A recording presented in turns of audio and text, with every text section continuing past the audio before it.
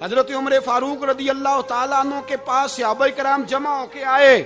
کون سا ایسا شخص ہے جس کی تنخواہ میں اضافہ ہو جائے؟ تو لوگ کہتے ہیں نہیں مجھے نہیں چاہیے. پر ہم نے وہ لوگ دیکھے ہیں.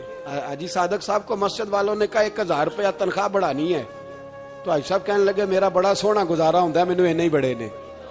حضرت سیدنا عمر فاروق رضی اللہ تو صحابہ کٹھے ہو کے گئے. کہنے لگے عمر حضور کے زمانے میں بظاہر غربت رہی, جناب صدیق اکبر کے زمانے میں غربت, اب تو بڑی ریل پیل ہے, بحرین سے لاکھوں کا مال آتا ہے, آپ کو بڑے بڑے سفیر ملنے آتے ہیں, پر آپ وہی پرانا کرتا اور وہی تامت جو کئی جگہ سے سی آپ نے کئی جگہ سے پھٹی. اور حضرت عمر ایک دن عید کی نماز پڑھانے گئے تھے تو ننگے پیر ہی چلے گئے. لوگوں نے کہا جوتا, فرمایا ٹوٹ گیا تھا یار, پہننے کے قابل نہیں تھا. فرمایا ننگے پیر آ گئے اور لوگ کیا کہیں گے؟ فرمایا چھوڑو, عمر کے پاؤں ننگے ہیں لیکن عمر کے کردار میں تو کوئی شک نہیں نا, پیر ہی ننگے ہیں نا, کیا ہوا؟ چھوڑو اس بات کو, کوئی پیار نہیں دنیا داری سے, دولت سے کوئی چکر ہی نہیں. حضرت سیدنا عمر فاروق رضی اللہ تعالیٰ عنہ کو صحابہ نے کٹھے ہو کے کہا, یہ ہے امت کے بیدار ہونے کے طریقے جو عرض کر رہا ہوں. کہا جناب آپ اب بڑا مال غنیمت ہے اور جس طرح ہر صحابی کا حصہ ہے آپ کا بھی حصہ ہے, تو ایک نیا کرتا ہی ڈال لیں آپ خرید کے. اب جب مشورہ ہو گیا صحابہ میں تو کہنے لگے عمر سے بات کون کرے گا؟ نیا کرتا پہننے کی عمر سے بات کس کو برا لگتا ہے جی؟ نیا کرتا کون بات کرے گا؟ حضرت سیدنا علی المرتضیٰ کا انتخاب ہوا. کہنے لگے مولا علی کی بڑی عزت کرتے ہیں, ان سے بڑا پیار کرتے ہیں, ان سے بات کرتے ہیں. تو حضرت علی کو بلایا گیا, عرض کی حضور مہربانی فرمائیں. حضرت عمر سے کہے نئے کرتے کے لیے, آپ فرمانے لگے عمر میری بڑی قدر کرتا ہے, بڑی بات سنتا ہے, پر یہ والا کام نہیں میں عمر سے کہہ سکتا, یہ کسی اور سے کہو. تو کہنے لگے آپ رہنمائی کر دیں, کس کو کہیں؟ تو جناب علی المرتضیٰ فرمانے لگے اگر حضرت عائشہ صدیقہ سے کہو گے تو عمر فوراً مان جائے گا, وہ مومنوں کی ماں ہیں. صحابہ حضرت عائشہ کے پاس, اماں جی عمر کو بلائیں, ان کو کہیں بڑے بڑے سفیر آئے ہوتے ہیں, وہی پرانے کپڑے پہن کے بیٹھ جاتے ہیں. اللہ اکبر. حضرت عائشہ نے پیغام بھیجا, فرمایا عمر کو بلاؤ. عمر فاروق دوڑے ہوئے آئے, پردے کے پیچھے حضرت عائشہ کے پاس گھٹنوں کے بل, اماں جی دیر تو نہیں کر آیا میں آنے میں؟ حکم ہو, حضور کے گھر سے پیغام آیا, بڑے بڑے سفیروں کو چھوڑ کے بھاگے. حضرت عائشہ صدیقہ کہنے لگی عمر دیکھو جائز پیسے ہوں تو اسلام اچھے لباس سے منع نہیں کرتا, اب بڑا بڑا مال آیا ہے, اب تیرا بھی حصہ ہے, تو صحابہ کرام کی خواہش ہے کہ نیا کرتا پہن لو, بڑے بڑے سفیر آتے ہیں, حرج بھی کوئی نہیں, جائز بھی ہے, کو منع نہیں. حضرت عمر نے گردن جھکا, جی اماں جی, جی اماں جی, جی اماں جی. حضرت عائشہ کہتی ہیں بات ختم ہوئی, عمر نے گردن اٹھائی تو عمر کی داڑھی آنسوؤں سے بھری ہوئی. کہتی ہے مجھے کہنے لگے اماں جی میں تو صرف مسجد میں دیکھا کرتا تھا, آپ تو مصطفیٰ کو دن رات دیکھتی تھیں, جس طرح کے کرتے آمنہ کے لال نے پہنے ہیں مجھے بھی پہنا دو, میں تیار ہوں, میں پہن لوں گا, میں تیار ہوں, پر جس طرح کے میرے نبی نے پہنے.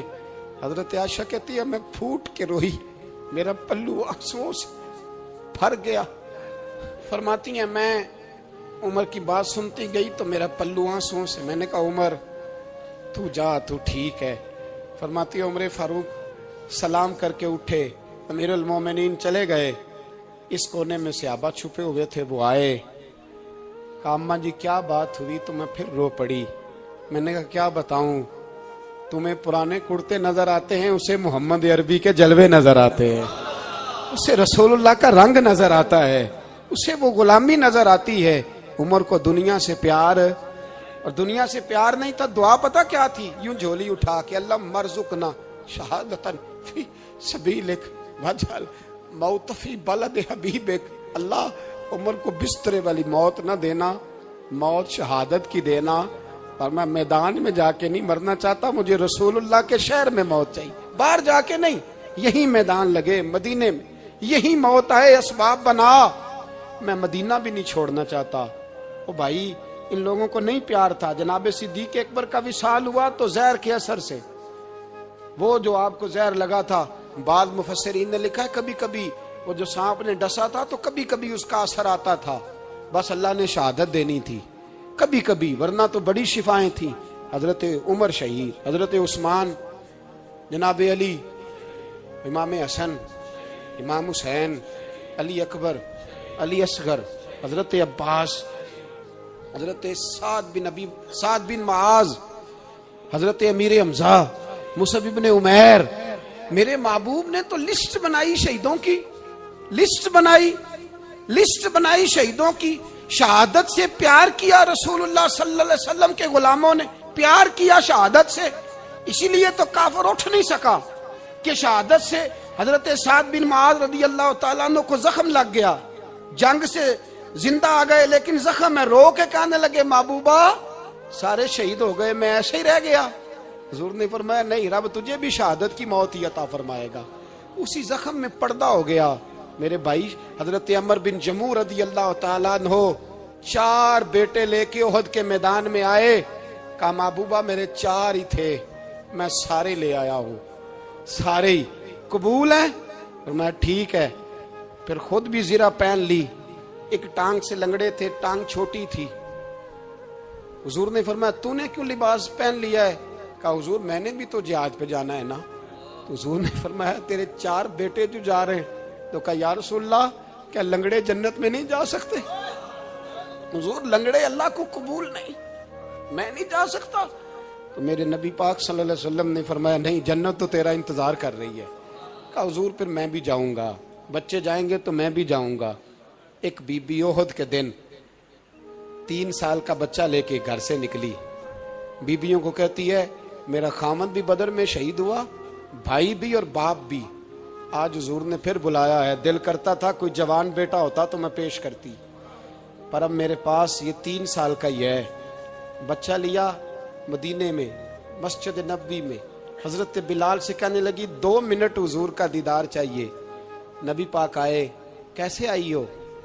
کہنے لگی محبوبہ میں شہید کی بیٹی، شہید کی بہن، شہید کی بیوہ ہوں، میرے پاس اب جوان تو کوئی نہیں، یہ 3 سال کا ہی ہے۔ حضور نے مسکرا کے فرمایا یہ کرے گا کیا کرے گا؟ کہنے لگی حضور سنا ہے اسلحہ تھوڑا ہے، ڈھال کی ضرورت ہے، لوہے کی ڈھال ہوتی تھی، جب تلوار آتی تھی تو آگے کی جاتی تھی۔ کہا محبوبہ میرا شہید کی اماں بننے کو بڑا دل کرتا ہے، یہ میرا 3 سال کا لے جاؤ، جب تیر آپ کی طرف آیا تو میرا بیٹا آگے کر دینا، یہ ڈھال کا کام تو دے گا نا۔ ہنستے ہوئے محبوب کی آنکھوں میں آنسو آئے، بچے کو پکڑ کے سینے سے لگایا، ماتھا چوما، فرمایا جا تیرے ساتھ وعدہ ہے قیامت کے دن تجھے شہید کی اماں کہہ کے ہی پکارا جائے گا، وعدہ ہے تیرے ساتھ تجھے شہید کی۔ میرے بھائی مرنے کو دل ہی نہیں مسلمان۔ میرے نبی پاک صلی اللہ علیہ وسلم نے فرمایا جس کے دل میں کبھی شہادت کی آرزو پیدا نہیں ہوئی، اس کے سینے میں دھڑکنے والا دل مومن کا ہے ہی نہیں، وہ تو منافق ہے۔ جو کبھی دین کے رستے میں شہید ہونے کو، میرے بھائیوں دین کو بڑی ضرورت ہے، بڑی ضرورت ہے، بڑی۔ اے خاصائے خاصان رسول وقت دعا ہے، امت پہ تیری آ کے عجب وقت پڑا ہے، وہ دین جو بڑی شان سے نکلا تھا وطن سے، پردیس میں وہ آج غریب الغربا ہے۔ فریاد ہے اے کشتی امت کے نگہباں، بیڑا یہ تباہی کے قریب آن لگا ہے۔ اور ایک شاعر قلم توڑ گیا، کہنے لگا تجھ سے فریاد ہے اے گنبد خضرا والے، تجھ سے فریاد ہے اے گنبد خضرا والے، کعبے والوں کو ستاتے ہیں کلیسا والے، تجھ سے فریاد اے گنبد خضرا۔ اپنے اندر دین کا درد پیدا کرو، ذوق پیدا کرو، مسلمان بن کے جینا سیکھو۔ جب کوئی برادری پوچھے تو کہو میں محمدی ہوتا ہوں، میں مصطفی ہوتا ہوں، میں رسول اللہ کا غلام ہوتا ہوں، میں پہلے مسلمان ہوں باقی کچھ بعد میں ہوں۔ خدا را اپنے گھر میں پردہ کراؤ، خدا را رزق حلال کھاؤ، اگر پردے نہ ہو رزق حلال نہ ہو تو جذبہ جہاد پیدا نہیں ہوتا۔ خدا را اپنے اندر انقلاب برپا کرو، دین کے لیے جینا سیکھو۔ دین بڑا تڑپتا ہے، دین بڑا روتا ہے۔ رسول اللہ آج تجارت کرنے والے ملتے ہیں، آج سیاست کرنے والے ملتے ہیں، دین والے نہیں ملتے، دین کے درد والے نہیں ملتے۔ اپیل ہے آپ سے، آج رات 2 نفل پڑھ کے اور کچھ نہ ہو سکے تو مسلمانوں کے لیے دعا ضرور کر دینا، ان کے لیے دعا ضرور کر دینا، نے آپ کو بیدار کرو۔ بھئی ہم تو آج تک اس لیے ڈر رہے ہیں کہ ہمارا چہرہ ہی نبی پاک جیسا نہیں بن سکا، تو داڑھی رکھنے میں بھی ہم ڈرتے ہیں، نمازی بننے، مسجد آباد کرنے میں، مسلمان کہلانے میں ابھی تک خوف ہے۔ تو بتلاؤ نا، اس سے آگے بات کب چلے گی؟ جہاد کی بات تو بڑی آگے جا کے ہے۔ بدل جاؤ، رسول اللہ کا غلام بن کے جینا سیکھو، نبی پاک صلی اللہ علیہ وسلم کی غلامی کا پٹا اپنے گلے میں ڈالو۔ یہی امام حسین کی سوچ ہے، یہی امام علی مقام کا پیغام ہے، اس کو کبھی فراموش نہ کرنا۔ امام حسین ہمیں بتا گئے سارا کچھ لٹ جائے پر دین کے اندر کوئی نقص واقعہ نہ ہونے پائے، کوئی شرابی، کوئی بے ایمان، کوئی لٹیرا کبھی اس کے سپورٹر نہ بننا۔ ہمیشہ وہ کسی شاعر نے کہا تھا، ہم سے نہ رقم ہوں گے قصیدے یزید کے۔ کسی نے کہا، کسی ظالم نے میری سپورٹ کر، میری بات کر، تو اس نے کہا ہم سے نہ رقم ہوں گے قصیدے یزید کے، کیونکہ ہم لوگ تو حسین کے سیرت نگار ہیں، ہم لوگ تو حسین کے سیرت نگار ہیں۔ یہ محرم کے جو دن ہے یہ انقلاب کے دن ہے، رونے پیٹنے کے نہیں، انقلاب کے دن، جذبوں کی بیداری کے دن، ظلم کی آنکھوں میں آنکھیں ڈالنے کا جذبہ پیدا کرنے کے دن۔ اس کو اسی رنگ میں لو۔ بندہ جس سے پیار کرتا ہے نا، وہ بندہ کبھی کبھی پھر پیار کا فائدہ ناجائز بھی اٹھاتا ہے، کبھی کبھی یہ بھی نقصان لوگ کرتے ہیں۔ پہلی بات تو یہ کہ جب پیار ہو جائے تو اس کا فائدہ جائز بھی نہیں اٹھانا چاہیے۔ جس نے فائدہ اٹھا لیا تو اس نے تو استعمال کیا نا۔ تو ہوتا ہے ہمارے گھروں میں کہ اگر بچہ اماں کے قابو میں تو پھر اماں جو دل کرتا ہے کراتی ہے، اور جو اس کو کہہ دیتی ہے پھر وہ کہتا ہے اوہو میری اماں نو آکھیا ہے، پھر وہ ڈنڈا اٹھا لیتا ہے، آؤ دیکھتا ہے نہ تاؤ دیکھتا ہے۔ یہ بھی ایموشنل کرنا ہے، کر لیتے ہیں لوگ۔ بیٹی کو بھی پتہ چل جائے نا ابا میری بات مانتا ہے، تو وہ سارے بچے کہنا سیر کرنے جانا ہے تو ابا جی کو کون منائے گا، تو کہتی ہے تسی چپ کر جاؤ، ابا جی کو میں بات کروں، اسے پتہ ہے میرے سے پیار کرتا ہے۔ اب بات کو سمجھ لیں، یہ ایک ایموشنل کرنے کا طریقہ ہوتا ہے، لوگ کر لیتے ہیں، اور وہ بندہ چونکہ پیار کر رہا ہوتا ہے تو پیار کرنے والا بہرحال کہیں نہ کہیں پھر قابو آ جاتا ہے۔ وہ استعمال بھی ہو تو ہو جاتا ہے، لیکن وہ بندہ ٹھیک ہوتا ہے، کیونکہ وہ استعمال ہو بھی رہا ہے تو ہو تو پیار میں رہا ہے نا، پیار میں ہو رہا ہے نا۔ سمجھ لے میری بات کو۔ حضرت سعد بن ابی وقاص رضی اللہ تعالیٰ عنہ کا نا اپنی ماں سے بڑا پیار تھا، بڑا پیار تھا اپنی والدہ سے۔ تو حضرت سعد بن ابی وقاص کلمہ پڑھ گئے، اماں جی نے بھوک ہڑتال کر دی، اسے پتہ تھا کہ میرا پتر مجھ سے پیار بڑا کرتا ہے، میں نے بالآخر منوا لینا ہے۔ تھوڑی سی آبادی تھی، ایک گھر کے اندر جو مسئلہ چھڑتا تھا نا اس کا سارے شہر کو پتہ چل جاتا تھا۔ اب کونوں میں، گلیوں میں اب باتیں بھی ہونے لگیں کہ وہ سعد کی ماں ہڑتال پہ بیٹھی ہوئی ہے، بڑا مسئلہ ہے۔ اب پریشر بڑھنے لگا۔ حضرت سعد بن ابی وقاص فرماتے ہیں کہ وہ جو میرے قریبی لوگ تھے نا صحابہ، وہ بھی مجھے کہنے لگے یار کوئی رستہ نکال، ہر چوک میں تیری بات ہوتی ہے۔ کہتے ہیں میں گھر جاتا تو گھر والے، بہن، بھائی، بچے، باپ سارے کہتے یار تیری ماں مر جائے گی۔ اب بہت بڑا ایشو ہے، ہم یہ کہہ دیتے ہیں کہ انہوں نے قربانیاں بڑی دی، لیکن آپ ذرا بات کو سمجھے نا کہ اماں بھوک ہڑتال پہ بیٹھ جائے، ایک انسان کہاں کھڑا ہو جائے گا؟ بدنامی الگ ہے، بحث الگ ہے، سیانہ بندہ، مالدار، وزادار، قبیلے والا۔ حضرت سعد بن ابی وقاص کی ماں نے 3 دن تک روٹی نہیں کھائی، پانی نہیں پیا، بے ہوش ہو گئی۔